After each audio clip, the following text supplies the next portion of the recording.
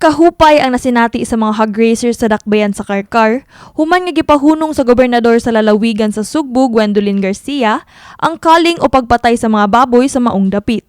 Sumala sa City Administrator sa Karkar nga si Attorney Jose Marie Poblete, nagkamuluog atiman sa hitabo ang kagamhanan sa dakbayan, human sa pagbuto sa mga kaso sa African Swine Fever kon ASF virus sa mga binuhing baboy sa Karkar. To be honest, no, sa pagkakaroon, nagkamulo pigod mi og atiman aning nahitabo sa Karkar. This is the first time, maybe sa Cebu province, and specifically Karkar, karon pa ni nahitabo. So, we're quite at a loss in actual field dealing gani sa dito sa site. Nagkanayon si Poblete nga dili mapugngan nga adunay resistance gikan sa mga Karkaranon, ilabi na ang mga tag-iyag mga baboy tungod mao kini ang ilang panginabuhian. Gani sa wala pa migawas ang statement sa gobernador, aduna nay 141 ka mga baboy nga napatay og plano pa untang katayon ang di mo menos 500 ka mga baboy. Matud pa niya, gipatuman ra sa gobyerno sa Karkar ang mga ordinansa og isyuwan sa pag-atubang sa ASF, apil na ang pagkal sa tanang binuhing baboy sud sa 500-meter radius kung diin adunay baboy nga nagpositibo sa ASF. Giklaro sa abogado nga tulo ka barangay apil na ang barangay Kanasuhan, Guadalupe ug Poblasyon 1 ang adunay nagpositibo nga kaso sa ASF ug dili 11 sama sa unang gianunsyo. There is always that resistance because livelihood baya na.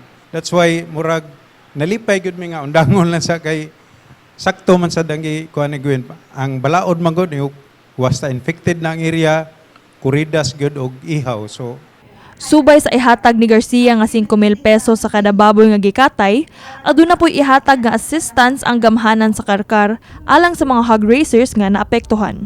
Gawas sa mga hog racers, dakong hagit usab kini sa mga tendera og baboy sa merkado ug mga negosyanteng pork-related products sanglit ni menos ang ilang halin tungod sa kahadlok sa mga tawo mukaon og baboy.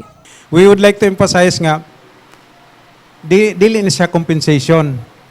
Compensation man good, imo man ang bayran gyud. Kini assistance ra gyud. So the hog racers should not expect nga kung pilay kantidad sa baboy mao sad ilang madawat. No, that will not be the case. Apan gilimod ni Dr. Daisy Villa, health officer sa Cebu City Health Department nga adunay negatibong epekto ang ASF sa mga katawhan. Gani dili apil sa mga giban nga makasulod sa dakbayan sa Sugbo, ang chicharon ug mga luto na nga karne sa baboy ug mga dilata. Kumingon ka direct infected ang ASF ngadto sa human, wala gyud siya.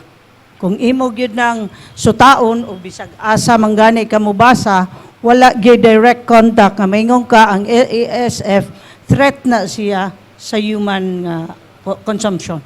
Gipahimug-atan ni Poblete nga padayon ang pagsunod sa dakbayan sa mga pulisiya mahitungod sa biosecurity ug hugot pod ilang pagpatuman sa strict border control.